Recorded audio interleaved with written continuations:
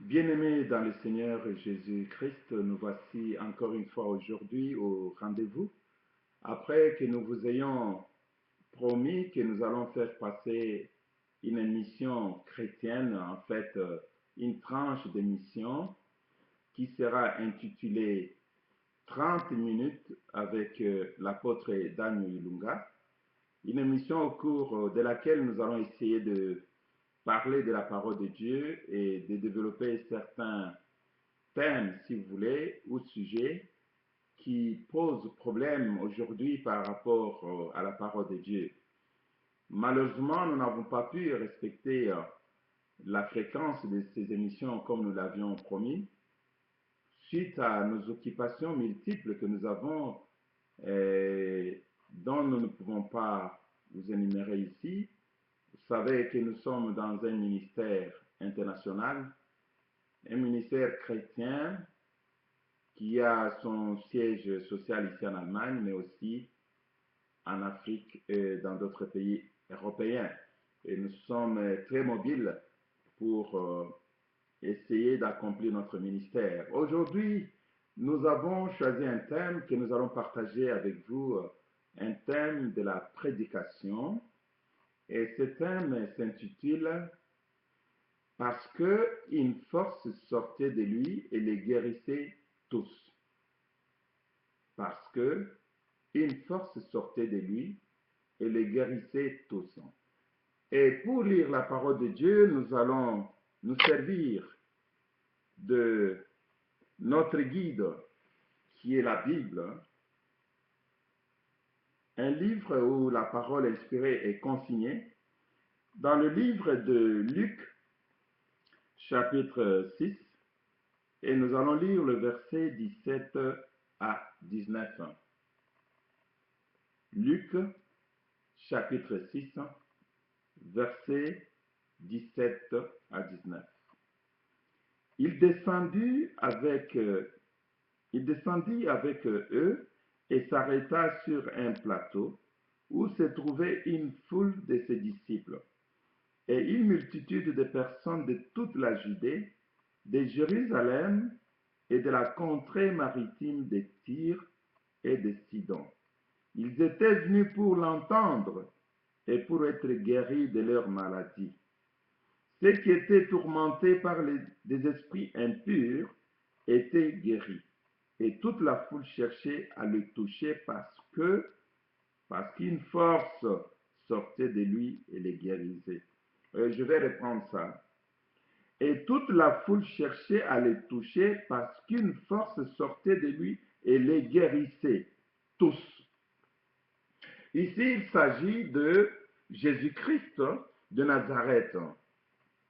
La Bible nous dit que après avoir passé toute une nuit dans la prière à la montagne des Oliviers, et Jésus est descendu avec ses disciples dans un plateau, c'est-à-dire en bas des montagnes, et là il a retrouvé une grande foule de gens venus de tous les horizons avec leurs problèmes, avec leurs maladies, et chacun d'eux cherchait à le toucher pour espérer la guérison. Et là, je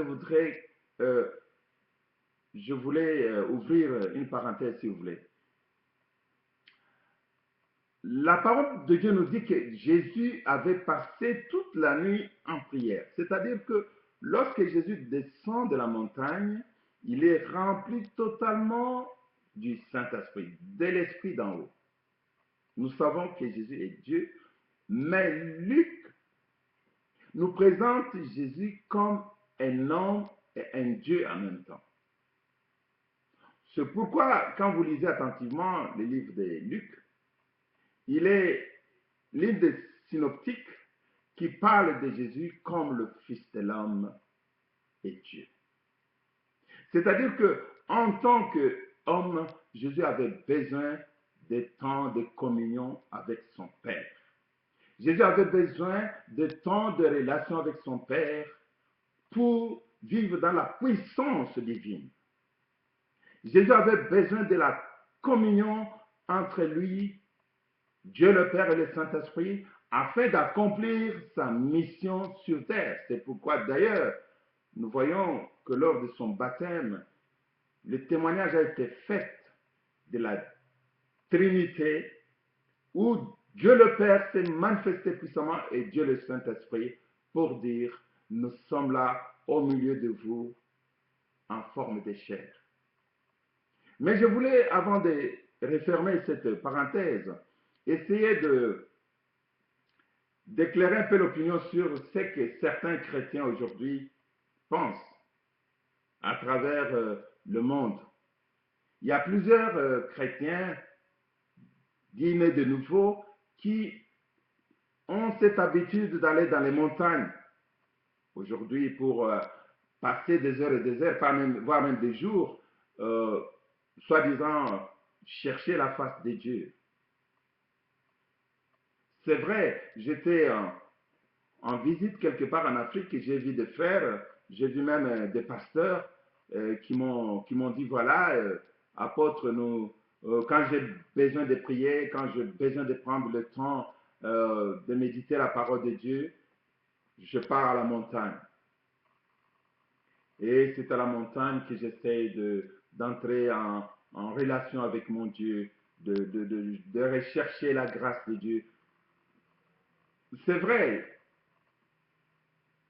peut-être que ces gens font plus la relation entre le fait que Jésus s'est retiré souvent à la montagne des Oliviers pour pouvoir prier et avec notre temps aujourd'hui.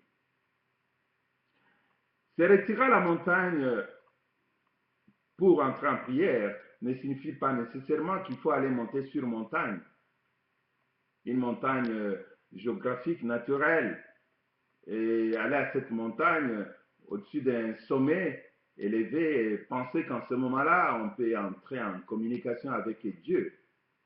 Non.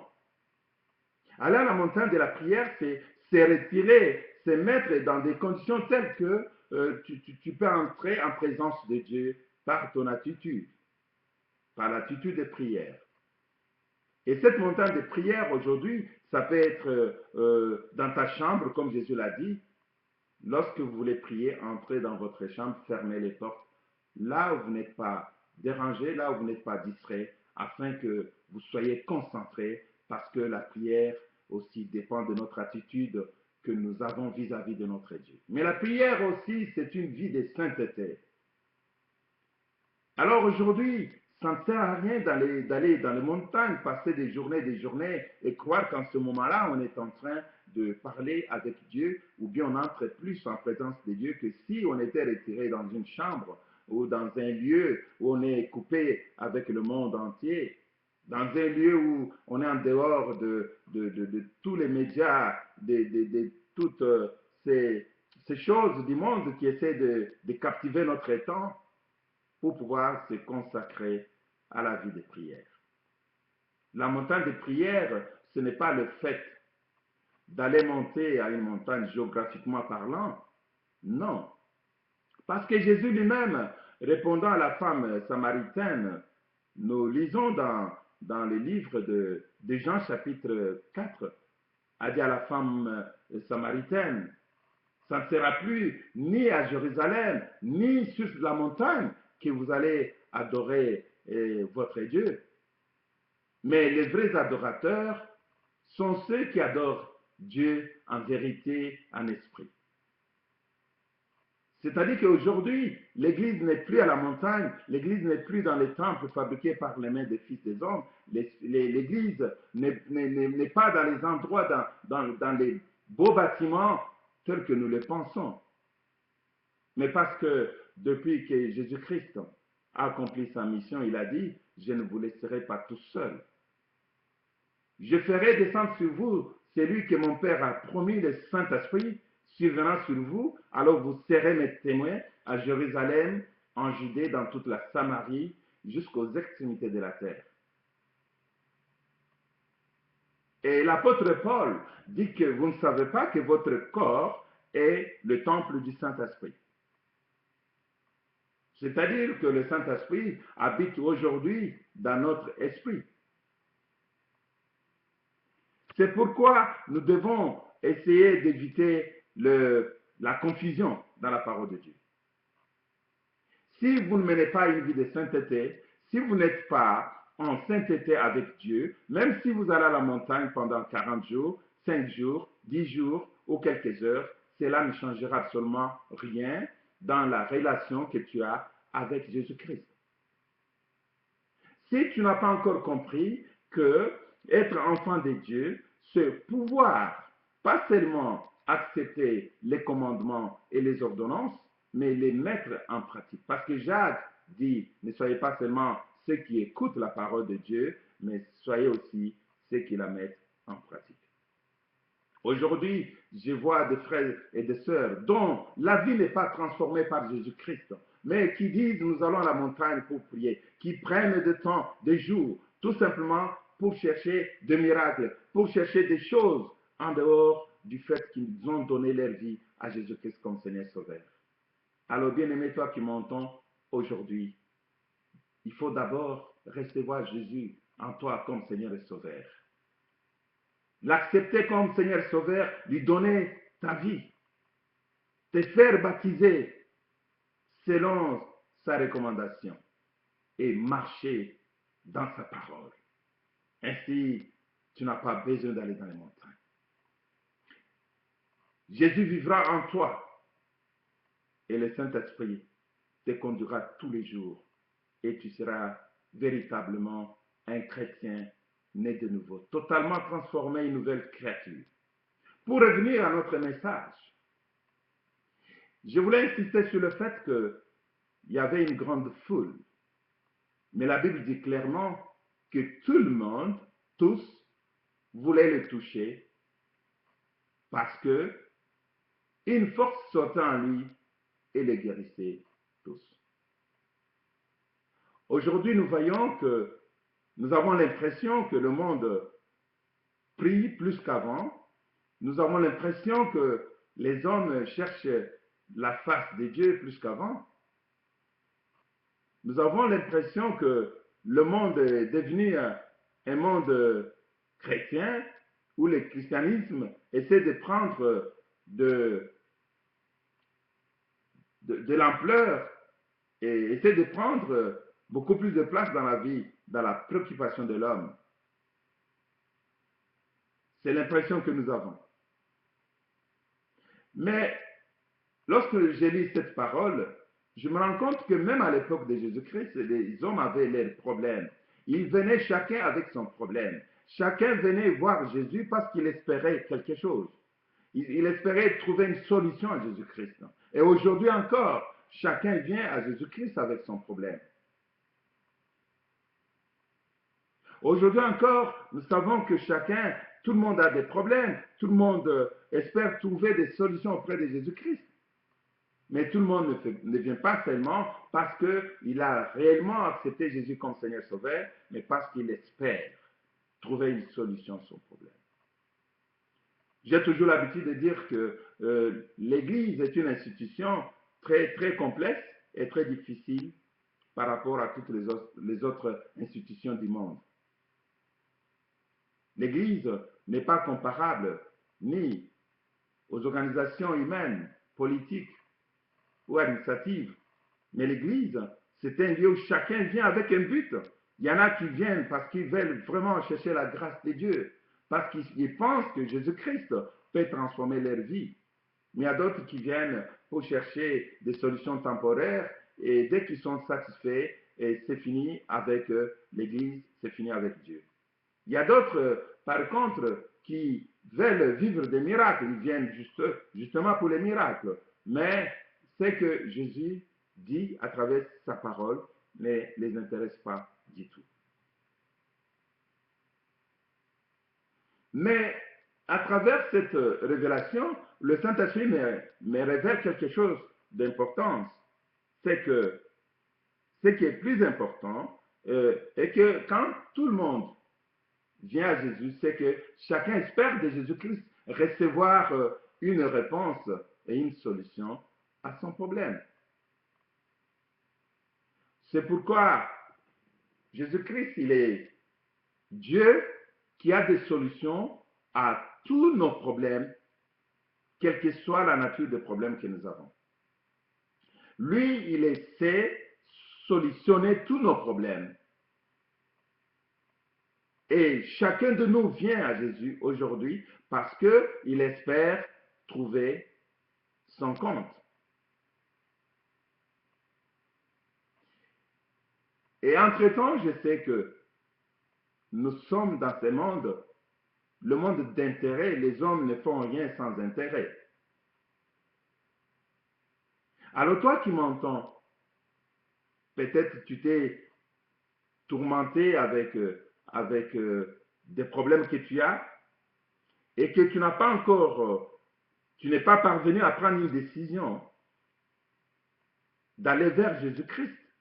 C'est lui qui a la solution pour les problèmes. Parce que la Bible nous dit que l'évangile est une puissance pour le salut de quiconque croit. Ça, c'est en Romain. Donc, si l'évangile est une puissance pour le salut de quiconque croit, cela signifie en même temps que toute personne qui s'approche de Jésus-Christ, toute personne qui donne sa vie à Jésus-Christ, toute personne qui reçoit Jésus comme Seigneur et Sauveur, il espère par là que les promesses de Jésus-Christ vont s'accomplir sur sa vie. Chacun de nous vient à Christ parce qu'il attend de Christ une réponse à des questions et à des problèmes dont le monde n'a pas de solution. Nous savons aujourd'hui que quel que soit le niveau de la technologie aujourd'hui, quel que soit le niveau de la recherche scientifique aujourd'hui, quel que soit le niveau de la recherche médicale, aujourd'hui notre monde a plus de problèmes qu'il y a plusieurs années. Aujourd'hui, notre monde est ravagé par les problèmes. Aujourd'hui, dans les pays occidentaux en premier, et même dans certains pays africains, la cellule mère de la famille, de l'humanité, qui est la famille, la cellule mère est détruite. Il n'y a plus de mariage, il n'y a plus de couple, il n'y a plus de famille, il y a la dislocation de la famille. Aujourd'hui, nous savons qu'il y a tellement de libertinage que l'homme recherche son bonheur en dehors de Dieu. L'homme recherche ses solutions en dehors de Dieu. Mais laisse-moi vous dire, bien-aimés, si à l'époque, les gens venaient, pas seulement d'Israël, ils venaient de Tyr, de Sidon, de partout, et tous cherchaient à toucher Jésus-Christ. Toucher Jésus-Christ, ce n'est pas seulement l'écouter, parce que là, la parole nous parle, ils venaient pour l'écouter et pour le toucher, parce qu'une force sortait en lui et les guérissait tous. Donc, ils ne venaient pas seulement pour écouter, pour entendre, pour chanter, danser. Ils rentraient, mais ils venaient pour le toucher. Toucher Jésus-Christ, ça allait au-delà de l'écoute. Ça allait au-delà d'entendre. Toucher Jésus-Christ, c'est vivre à la proximité de Jésus-Christ. C'est vivre dans le corps de Jésus-Christ. En d'autres termes, si quelqu'un ne parvenait pas à toucher Jésus-Christ, il ne pouvait pas espérer la guérison. C'est pourquoi, bien-aimés, aujourd'hui,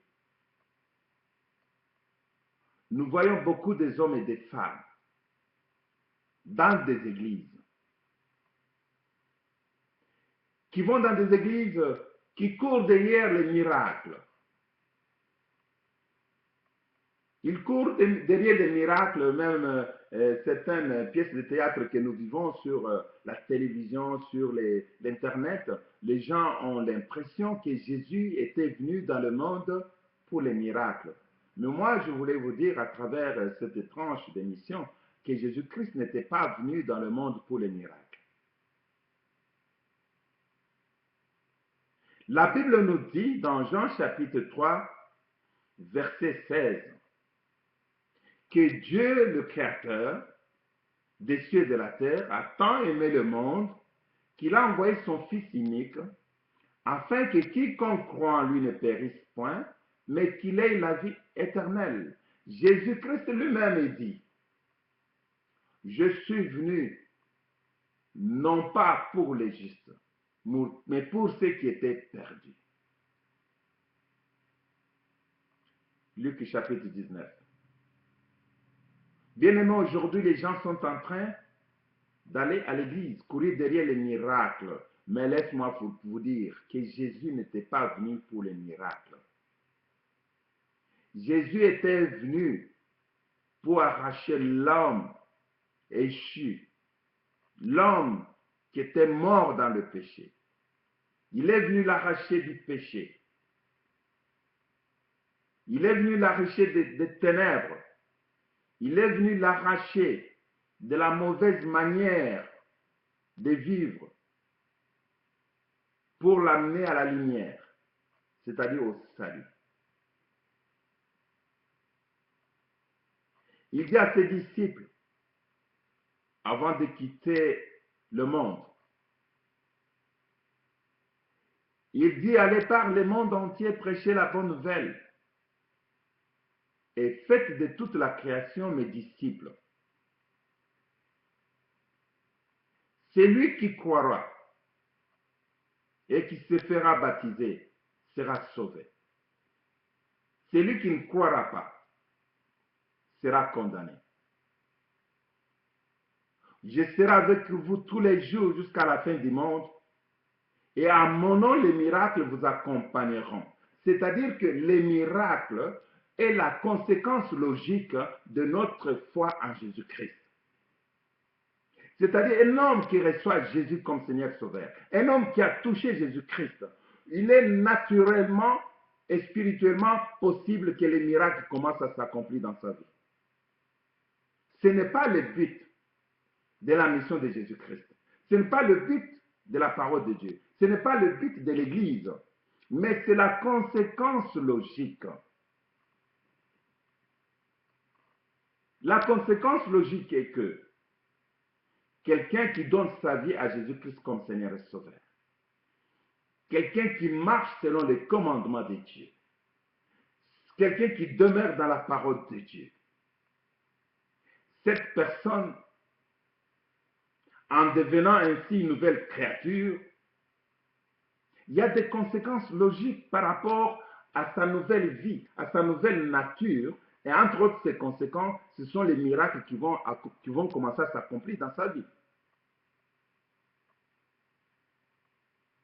Mais tant qu'on n'a pas encore reçu Jésus comme Seigneur et Sauveur, tant qu'on ne marche pas selon les normes de la parole de Dieu,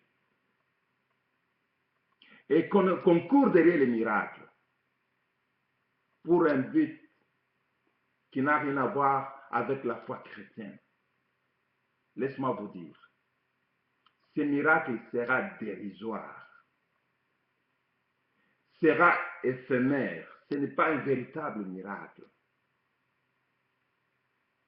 Le miracle est une conséquence logique de la foi chrétienne. C'est pourquoi l'auteur du livre d'Hébreux, dit, nos pères dans la foi ont vécu de miracles. Abraham, Enoch, Noé, Isaac, Jacob, Moïse, David, Samuel, Élie, Élisée, Daniel, Ésaïe, Jérémie, Pierre, Paul, Jean, Philippe, et tous les autres ont vécu de miracles. Ils ont connu le miracle. Le miracle est une conséquence logique lorsque tu as donné ta vie à Jésus-Christ. Mais le miracle, ce n'est pas le but pour lequel Jésus est venu dans le monde. Et tous ceux qui prennent les miracles comme étant l'évangile, ils sont dans le faux. Parce que dans la Bible, je ne connais pas un seul passage où Jésus dit « Je suis venu pour accomplir les miracles ». Il dit « Je suis venu pour sauver le monde, pour sauver ceux qui étaient dans les ténèbres ». Voilà pourquoi certaines personnes, restant dans l'ignorance de la parole, ils préfèrent aller à la montagne chercher les miracles, se retirer 40 jours, je suis en train de jeûner, de prier, même si il n'a pas encore reçu Jésus comme Seigneur et Sauveur. Or, la Bible nous dit, dans le livre de Jean, chapitre 8, versets 31-32, voilà ce que Jésus-Christ lui-même dit à travers sa parole. Jésus dit ceci. Alors qu'on lui avait posé une question par de pharisiens, nous allons dans Jean 8, chapitre 31 et 32. Voilà comment Jésus va répondre. Et il dit aux Juifs qui avaient cru en lui, « Si vous demeurez dans ma parole, vous êtes vraiment mes disciples. Vous connaîtrez la vérité et la vérité vous affranchira. » La parole du Seigneur. Vous connaîtrez la vérité et la vérité vous affranchira. Beaucoup de chrétiens aujourd'hui ne connaissent pas la vérité de la parole de Dieu. Voilà pourquoi ils sont derrière les miracles. Ils courent à gauche, à droite. Ils parcourent des distances des églises à des églises. Ils courent derrière des serviteurs de Dieu, tout simplement pour chercher les miracles, parce qu'ils n'ont pas encore reçu la vérité. La vérité est que le miracle est une conséquence logique de la foi chrétienne. Un homme qui a reçu Jésus comme Seigneur Sauveur, rempli du Saint-Esprit, il va vivre les miracles tous les jours de sa vie. Dans sa maison, dans son ministère, dans ses projets, dans toutes ses activités, il vivra les miracles. Parce que cet homme n'est plus une ancienne créature, mais c'est une créature qui est maintenant guidée et orientée par le Saint-Esprit. Et lorsqu'on ne demeure pas dans la parole de Dieu, lorsqu'on ne demeure pas dans la parole de Jésus-Christ, on ne peut pas prétendre être son disciple. Aujourd'hui, on a essayé de concentrer la parole de Dieu autour des miracles et de la prospérité. Les miracles, les prospérités, la prospérité, ou si vous voulez, dans tous les secteurs de la vie, ce sont des conséquences logiques de notre foi en Jésus-Christ. Mais ça ne doit pas être vraiment la base de l'évangile. Non, revenons à l'évangile. Revenons à la parole de Dieu. Tous cherchaient à le toucher parce qu'une force sortait de lui et les guérissait. Il faut qu'une force sorte de la parole de Dieu. Il faut qu'une force sorte de la parole de Jésus-Christ pour pouvoir guérir ceux qui ont le cœur brisé, pour pouvoir apporter la bonne nouvelle aux pauvres. Nous devons amener ceux qui ne connaissent pas Jésus à la connaissance parfaite de Jésus comme Seigneur Sauveur. C'est lui qui est venu dans le monde, lui qui n'avait point péché. Il s'est fait pécheur à cause de nous. L'Église doit revenir à la prédication de la croix, sans lesquelles personne ne pourra être sauvé. La foi en Jésus-Christ comme Seigneur Sauveur.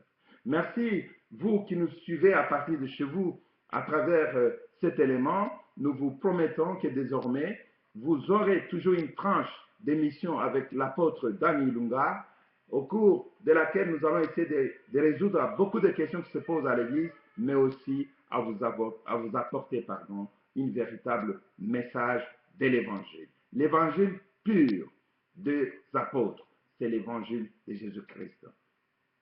Le reste, l'Évangile de la prospérité, l'Évangile des miracles, l'Évangile de bénédiction, l'Évangile c'est pas moi, de donner des biens matériels aux gens. Ça, c'est un évangile calqué. Et il est faux. Il n'est pas convenable. Il n'est pas correct à la parole. Prêchez d'abord le salut. Le reste, c'est la conséquence normale. Jésus-Christ lui-même l'a dit dans Matthieu chapitre 6, verset 33. Cherchez d'abord la justice et le royaume de Dieu. Le reste vous sera donné par-dessus. Le reste, ce sont des miracles. Le reste, c'est la prospérité. Le reste, c'est le mariage. Le reste, c'est la bénédiction. Le reste, c'est la délivrance. Ce sont des conséquences logiques de notre foi en Jésus-Christ qui a été crucifié sur la croix. Que Dieu vous bénisse et à bientôt avec l'apôtre Daniel Ilunga.